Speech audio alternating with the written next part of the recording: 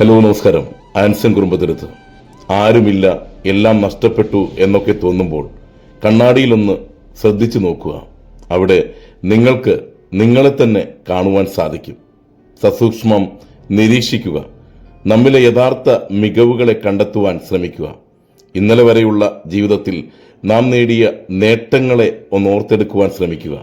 നമ്മെ തന്നെ വിലയിരുത്തുവാൻ ശ്രദ്ധിക്കുക. അപ്പോൾ ചില തിരിച്ചറിവിൻ്റെ വെളിച്ചം നമ്മുടെ ജീവിതത്തിലേക്ക് കടന്നു വരും. അതെ, നമ്മിലെ സാധ്യതകൾ, നമ്മിലെ മികവുകൾ, നമുക്കുള്ള സൗഹൃദ വലയം, നമ്മുടെ ജീവിതത്തിൽ നാം ഇതുവരെ നേരിട്ട അനുഭവങ്ങൾ, ഇതൊക്കെ നമ്മിലേക്ക് കടന്നു വരും. ആ തിരിച്ചറിവിൻ്റെ വെളിച്ചം മാത്രം മതി നമ്മിലെ യഥാർത്ഥ ശക്തി തിരിച്ചറിഞ്ഞുകൊണ്ട് മുന്നേറുവാൻ. അവിടെ നിന്ന് പിന്നീട് പുറത്തു കിടക്കുന്ന നാം നഷ്ടങ്ങളെ ഓർത്ത് വിലപിച്ചിരിക്കാനുള്ള ഒരു വ്യക്തിത്വത്തിൻ്റെ ഉടമയാകരുത്.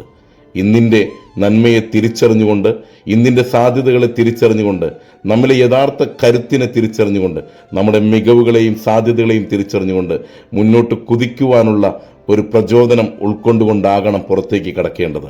നാളുകൾ നമുക്കുള്ളതാണ്. നമുക്ക് നമ്മുടെ സ്വപ്നങ്ങൾ നേടിയെടുക്കേണ്ടതുണ്ട്. നമ്മുടെ ലക്ഷ്യങ്ങളിലേക്ക് എത്തിച്ചേരേണ്ടതുണ്ട്. അതുകൊണ്ട് നഷ്ടങ്ങളെ ഓർത്ത് വിലപിച്ചിരിക്കാനല്ല, ഇഷ്ടങ്ങൾ കണ്ടെത്തി ഇഷ്ടങ്ങളെ ചേർത്ത് പിടിച്ചുകൊണ്ട് മുന്നോട്ട് കുതിക്കുവാൻ നമുക്ക് സാധിക്കട്ടെ. നേരുന്നു ശുഭദിനം.